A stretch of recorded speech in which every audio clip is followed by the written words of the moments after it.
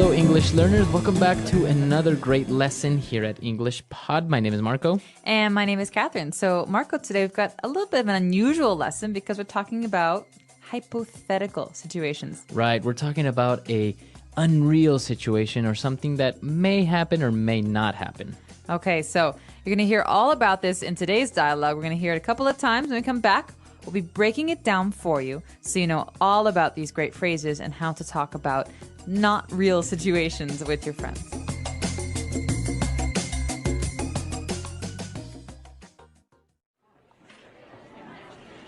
Okay, next question. If Eric asked you out on a date, what would you say? Duh, I would say yes. Eric is the most popular kid in school. Okay, my turn. What would you do if you won the lottery? Let's see. If I won the lottery, I would buy 2 tickets for a trip around the world. If you buy me a ticket, I'll go with you for sure. My dad would freak out if I even mention a trip like that. All right, this is a good one. What would your mom say if you told her that you're going to get married? If I told her that, she would faint and have me committed.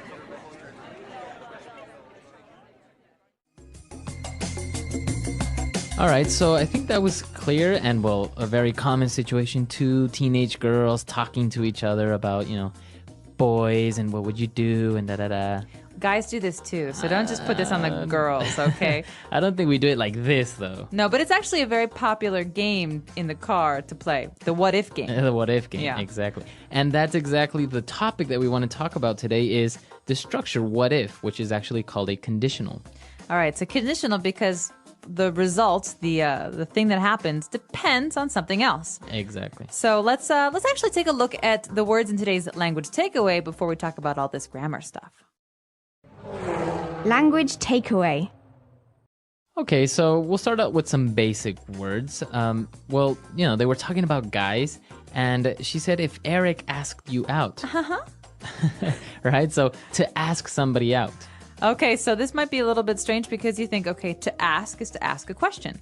But to ask out, it's a fixed phrase. It's something you say. These 2 words go together, right? So I want to ask someone out. It means I want to invite someone on a date. On a romantic date, usually. So yeah, I want to ask him out to dinner, or he asked me out to the movies. Now, if I didn't want to ask somebody out on a romantic date, what verb would you use? I'd say you could invite someone out, but then again, it's always a little bit, you can say invite for someone if you're going to ask them on a date too. So Yeah. I'd say to ask out is always romantic, and to invite can be romantic or just friends. Okay, so to ask somebody out. Now, they were talking about other situations. Maybe they would go on a trip or something. And she said, my dad would freak out. This is a great phrase. This is something that I used a lot when I was a teenager. The word freak out? Freak out. So the verb to freak out means to be really angry or upset, or, it could be a good thing or a bad thing. But usually when we're talking about our parents, it's a bad thing. It's a bad thing. So they get angry. They start yelling at you. Yeah, so Freak out. Freak out means like overreact. All right. And the last word that we have on language takeaway today is committed. Well, let's look at the whole phrase. He says, she would have me committed. So this is actually being done to someone. Now, we did look at this word before, but basically for marriage, right? To commit to somebody, to promise. Yeah, but to have someone committed means that you're going to send them away to maybe a mental institution. Exactly. So this means they have psychological problems and someone else sends them to the hospital because they can't send themselves. Exactly. So it's always used to have someone committed, right? Right, because it's being done to them. They don't want it to happen. It's involuntary. Okay. So she had him committed. My mom's going to have me committed if I keep working 20 hours a day.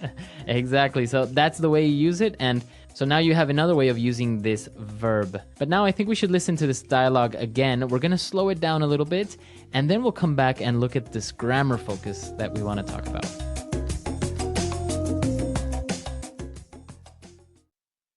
Okay, next question. If Eric asked you out on a date, what would you say?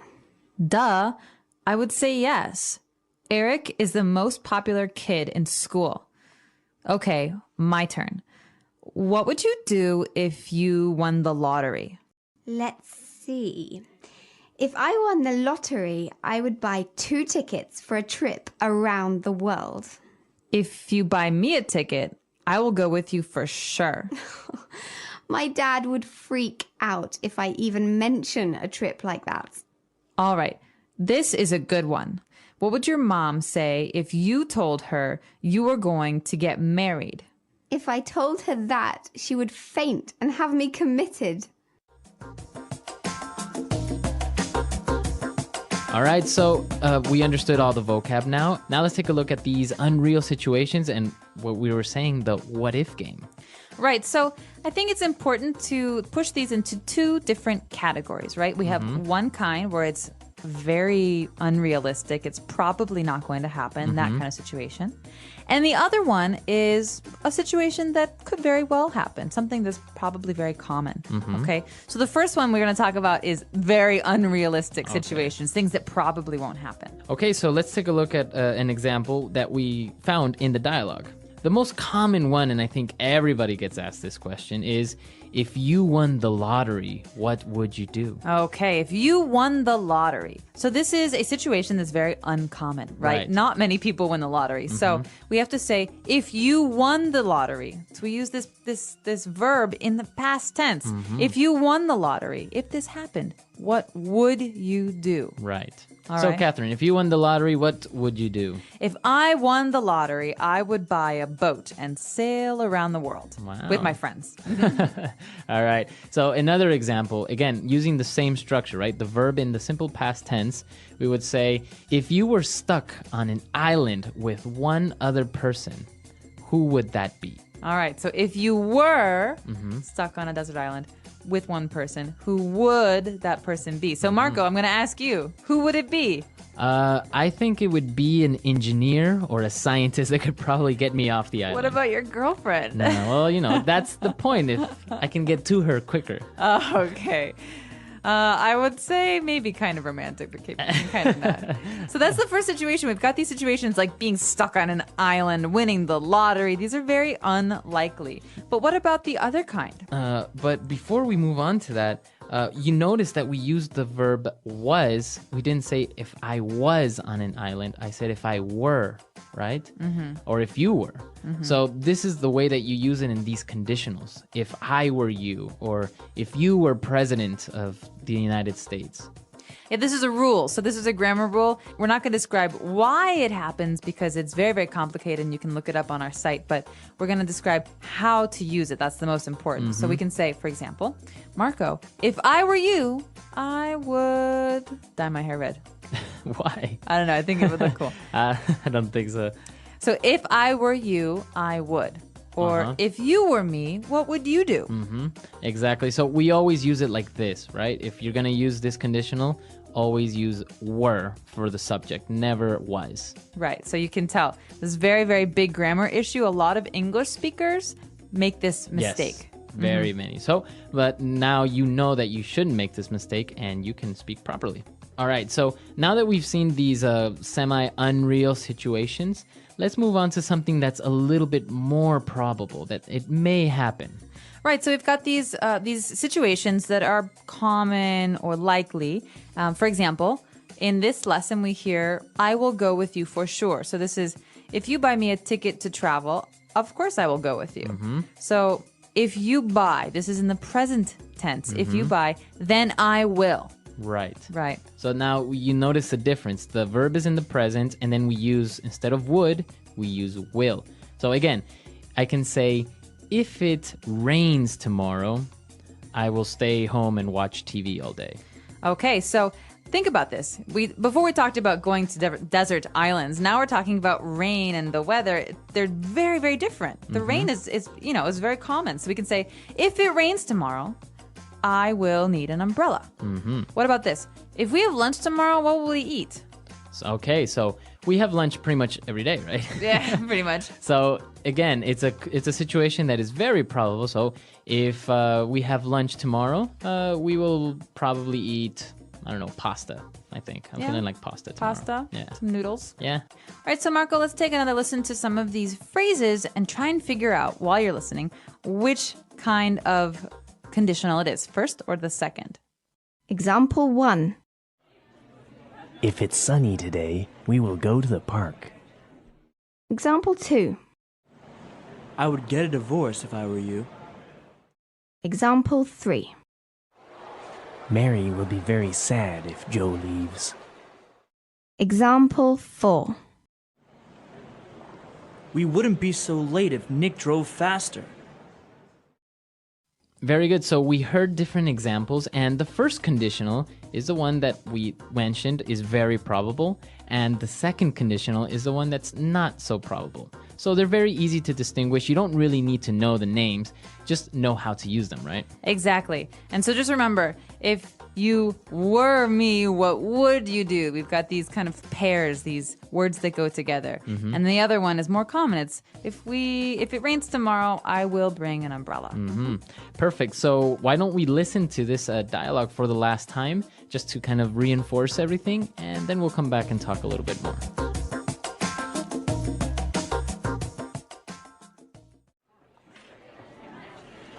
Okay, next question. If Eric asked you out on a date, what would you say?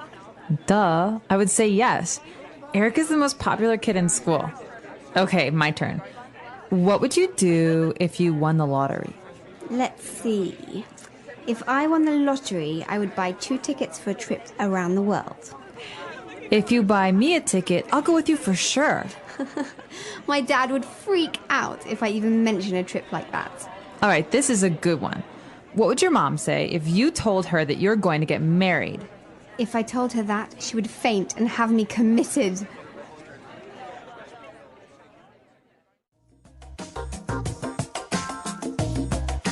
So, Marco, if we talk any more about grammar, someone's going to have me committed. It is a little bit difficult to talk about grammar, especially on a podcast, because it's such a difficult topic and it's also kind of heavy, right? It is, but I'll tell you this. These are very, very common phrases. People use these all the time. We talk in hypotheticals very often. Yeah. So if you're asking for advice, for example, or if you're just playing a game in the car, you're going to encounter these, and it's very important to be able to know how to use them. So, and this is what we want to see now. Please come to our website at englishpod.com, and you have a million questions. You have a million hypotheticals that you can leave on our website. So let us know. Ask us the craziest, funniest, weirdest questions that you can, right? Exactly. And if you have questions about the stuff that we've been talking about, you're not really clear on some things, just ask us, because we're happy to answer your questions and give more examples on the website. All right. So we'll see you guys there. And until next time. Bye, everyone.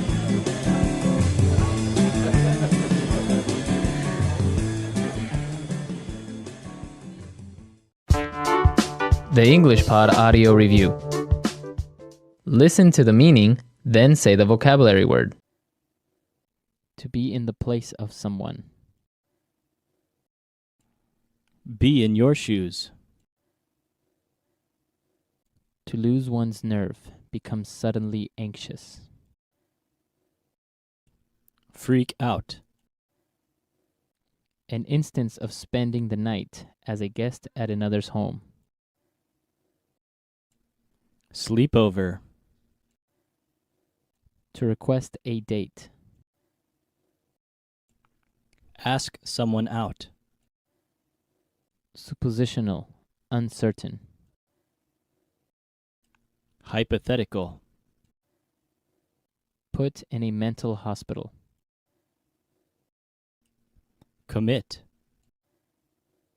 Rumor or talk of a personal, sensational, or intimate nature.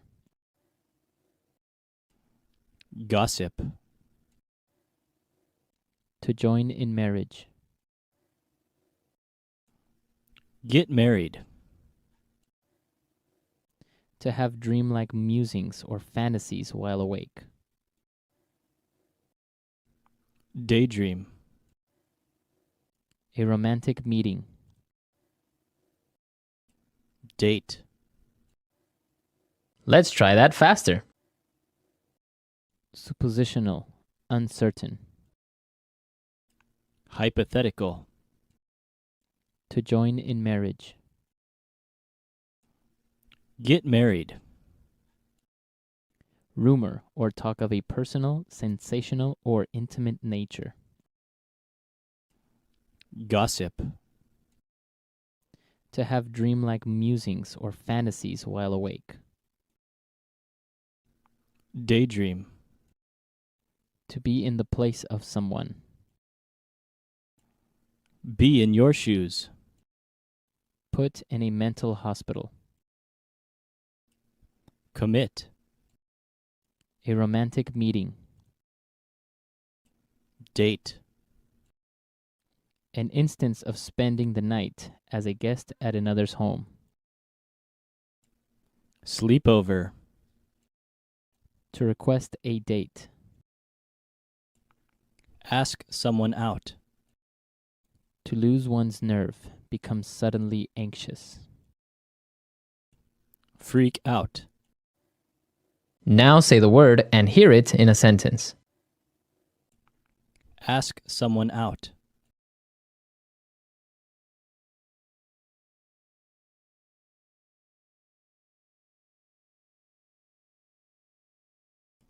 When asking someone out, choose your moment carefully and practice what you might say in advance so that you don't appear tongue-tied.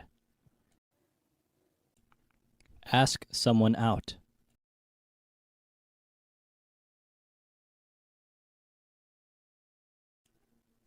I heard you asked your new neighbor out on a date. Ask someone out.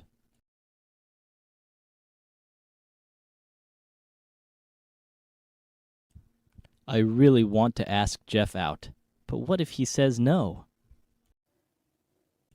Freak out.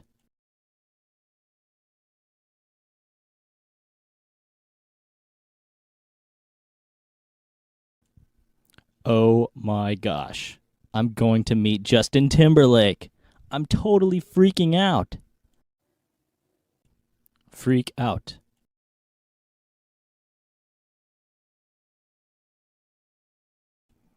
Why did you freak out when I told you I'd be late for dinner? Freak out.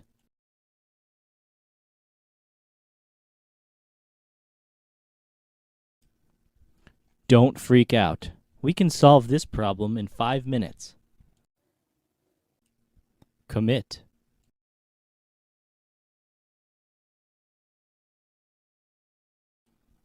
The judge had him committed to a mental institution. Commit.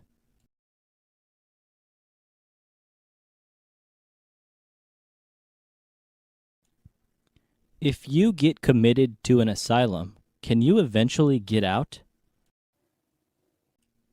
Commit.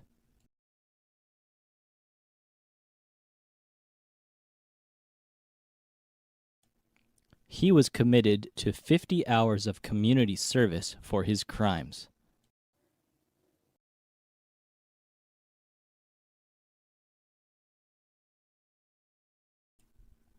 If I won $1 million, I would buy you a diamond ring.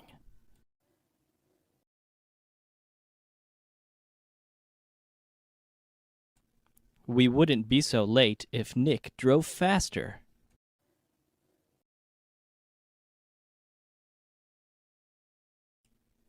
I would get a divorce if I were you.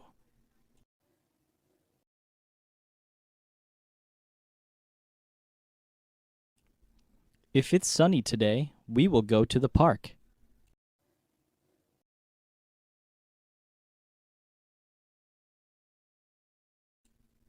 If you study hard, you will pass the test.